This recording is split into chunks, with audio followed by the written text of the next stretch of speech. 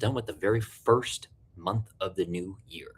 Um, I actually cannot believe it's 2026. It's kind of blowing my mind this year, actually. But I think we are off to the right start in 2026, and I can see some really, really positive movement in the market. Okay. On this live today, we're going to talk a little bit about maybe where the market's heading based on the current climates and predictions and what we're seeing presently in the market. And we just received news earlier this afternoon that the Federal Reserve has, in fact, not cut rates at this meeting today. So I do have to make this one a bit quick today. I have a 2:30 Zoom appointment with a past client of mine, and we are rocking and rolling, like I said, here in the first month of 2026. We actually just had a in-office meeting with a new realtor partner of ours, a personal friend that's been in the industry for quite some time, that's looking to, grow and refine his systems and processes with the right mortgage partner. So that was fun a little bit earlier today.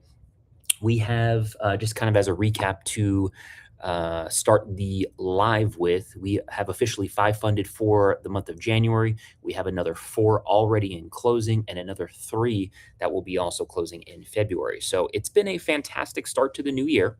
Okay. Now, a lot of that is not because of just rates falling and phenomenal market conditions and all of the above. That success comes from systems, processes, planning, strategy, education, partnership, teamwork, communication, all of the above.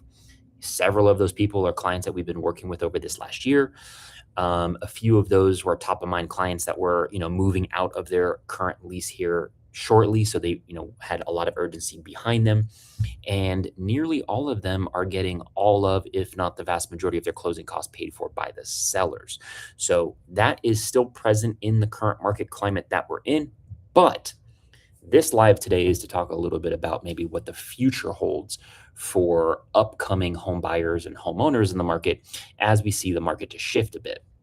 Now, you should be able to see my screen that I'm sharing right here and 2 different things. So we have on the right-hand side, right, again, the Federal Reserve decided to not cut rates today. So they're holding steady at the present level of where we're at. So we're kind of like right in that 3 3/4 Fed rate range, which again is because of their desire to make sure that inflation does not start running away again. Okay. I feel like for the most part, the Federal Reserve has done a decent job of holding the inflation down over this last year or so. Okay. We're still kind of like in that 2% inflation range, which is where we want to be.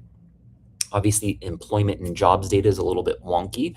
And I feel like there's more of a story there that's not being told. But, again, with the Federal Reserve's dual mandate for inflation and jobs, right, they want to try to keep both as strong as possible. I can understand why we didn't cut rates at this meeting. Now, remember, guys, this is hugely important as it relates to the mortgage and real estate industry and the future next, let's say, 6 months. This is going to be the last year that Jerome Powell, or the last few months that Jerome Powell is actually in office in the Federal Reserve, okay? That means the president's going to be appointing a new Fed chair. That new Fed chair is likely to have a different view and stance on interest rates.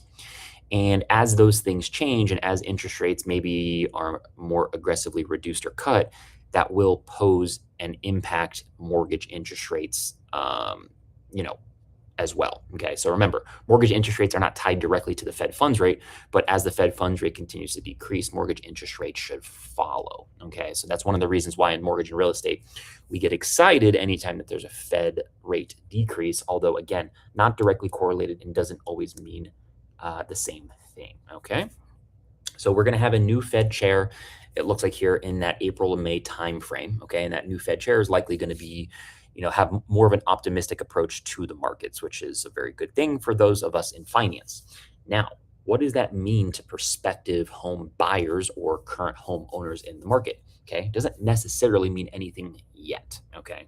What it could possibly mean is that we'll see the interest rate environment, which is already in a cooling pattern and has been, in a downward trajectory for the last year or so, which is fantastic. Over this last, just couple months, we've actually seen, rates as low as they've been in the last 3 years, which is fantastic. and giving tons of opportunity to our current home buyers and existing homeowners that have refinanced. Okay. So that's really, really good. But as rates continue to cool, what you will start seeing, okay, and this is going to be very important for you to understand whether you're buying or you're presently a homeowner, is more demand in the market because interest rates are now decreasing. Now, I'm not saying that people are entering the market just because rates are decreasing, but what that does is that increases affordability for homeowners that otherwise wouldn't qualify. Okay. So presently in the market that we're in right now, where we have 5, 6, maybe low 7% interest rates across all different loan types and programs, that may make it unaffordable for a certain type of demographic or household. Okay. As rates start cooling and come down another quarter point or half a point or full percent or whatever the number might be, that means more and more people will qualify. Okay. As more people qualify, demand will pick up.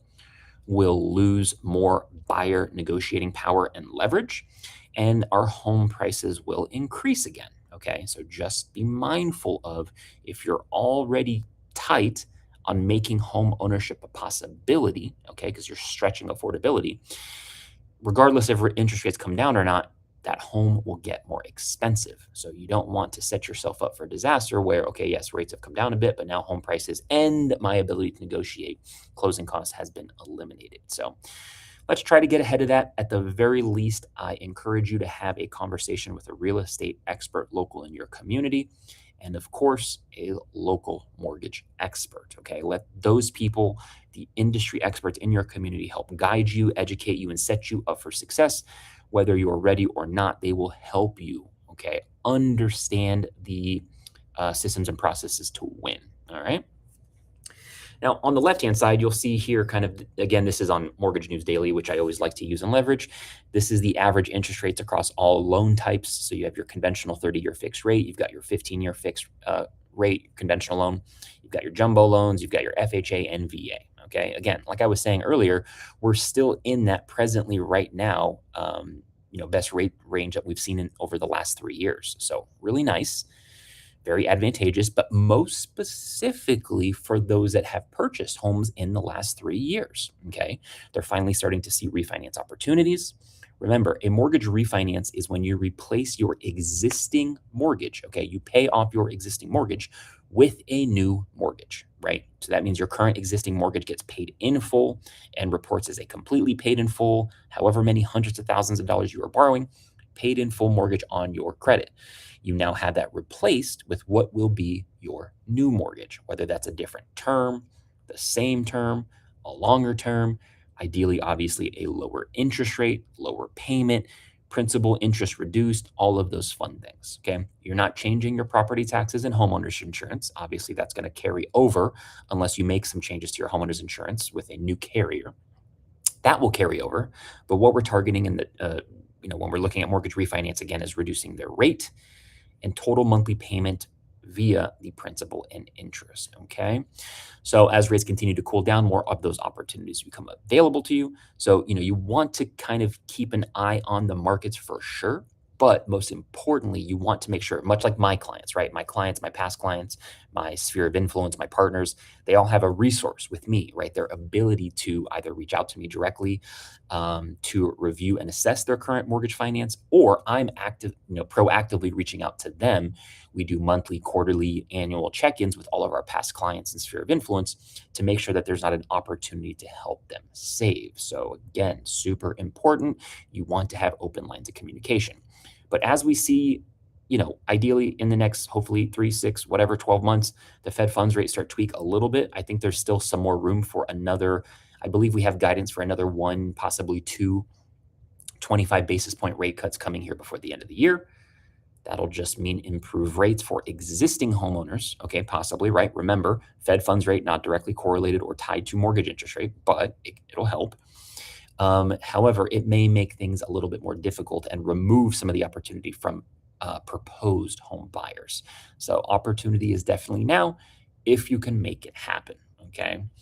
What else? Yeah, it's going to be a busy year, guys. I'm very confident in seeing presently right now. And again, this is not by any means a brag or flex or any of the above. This is literally me tracking my data as it, comes in, okay, from my referral partners and my personal SOI. But so far this year, we are tracking, hold on just a moment. Let me pull these numbers up. 42 referrals as of this year from January 1st. Okay. It is now presently the 28th of the month. We've had 42 referrals, 18 of those from realtor partners, 12 of those from my own SOI, and the rest from other industry partners. So there's definitely demand. You definitely want to encourage the conversations. You definitely want to make sure that you're posed as the subject matter expert in your community and SOI with your family, friends, neighbors, colleagues, coworkers, what have you. The conversation for homeownership should be had today. Okay. Whether you're buying tomorrow, or whether you're buying 6 months from now, a year from now, 3 years from now, whatever the case may be, that conversation should be had today. So just a quick market update for you guys. Again, I'm here for you guys. I'm going to continue to try to do these lives every Wednesday as I've been doing. My time can be a little limited sometime during the week, especially during the weekday. I try to calendar block appropriately so I can always make special time for you guys. But I will always try to hop on here for at least, a 10-minute update like we did today. Hope you guys have a wonderful rest of your Wednesday. If you were here with me joining, hanging out, I appreciate you. Thank you so very much. Remember, guys, teamwork makes the dream work, and who you partner with matters. Have a great one, guys.